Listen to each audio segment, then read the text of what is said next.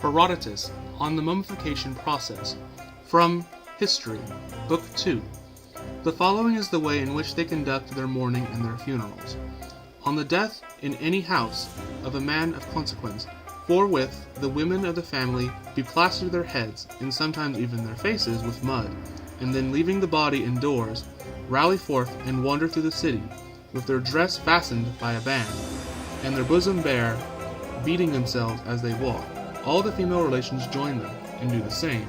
The men too, similarly, beat their breasts separately. When the ceremonies are over, the body is carried away to be embalmed. There are a set of men in Egypt who practice the art of embalming, and make it their proper business. These persons, when a body is brought to them, show the bearers various models of corpses, made in wood and painted so as to resemble nature. The most perfect is said to be after the manner of him who I do not think it's religious to name in connection with such a matter. The second sort is inferior to the first and less costly. The third is the cheapest of all. All of this the embalmers explain, and then ask in which way it is wished that the corpse should be prepared. The bearers tell them, and having concluded their bargain, take their departure, while the embalmers, left to themselves, prepare their task. The mode of embalming, according to the most perfect process, is the following. They take first a crooked piece of wire, and with it draw out the brains of the nostrils, thus getting rid of a portion, while the skull is cleared of the rest by rinsing with drugs. Next, they make a cut along the flank with a sharp Ethiopian stone, and take out the whole contents of the abdomen, which are then cleansed, washing it thoroughly with palm wine, and again frequently with an infusion of pounded aromatics.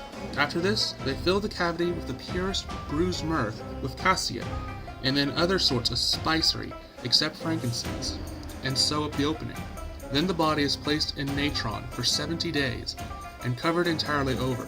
After the expiration of that space of time, which must not be exceeded, the body is washed and wrapped around, from head to toe, with bandages of fine linen cloth, smeared over with gum, which is used generally by the Egyptians in the place of glue, and in this state is given back to the relations, who enclose it in a wooden case which they have made for the purpose, shaped in the figure of a man. Then, fastening the case, they place it in a sepulchre chamber, upright against the wall. Such is the most costly way of embalming the dead. If a person wish to avoid expense and choose the second process, the following is the method pursued. Syringes are filled with oil made from the cedar tree, which is then, without any incision or disembowelment, injected into the abdomen. The passage by which it might be likely to return is stopped, and the body laid in natron the prescribed number of days. At the end of the time, the cedar oil is allowed to make its escape, and such is its power that it brings with it the whole stomach and intestines in a liquid state. The natron, meanwhile, has dissolved the flesh, and so nothing is left of the dead body but the skin and the bones. It is returned in this condition to the relations, without any further trouble being bestowed upon it. The third method of embalming, which is practiced in the case of the poorer classes, is to clear out the intestines with a clyster, and let the body lie in natron for 70 days, after which it is at once given to those who come to fetch it away. The wives of men of rank are not given to be embalmed immediately after death, nor indeed are any of the more beautiful and valued women.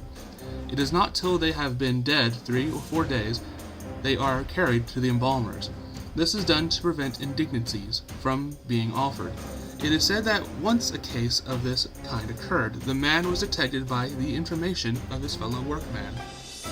Whensoever anyone, Egyptian or foreigner, has lost his life by falling a prey to a crocodile, or by drowning in the river, the law compels the inhabitants of the city, near where the body is cast up, to have it embalmed, and then bury it in one of the sacred repositories, with all possible magnificence.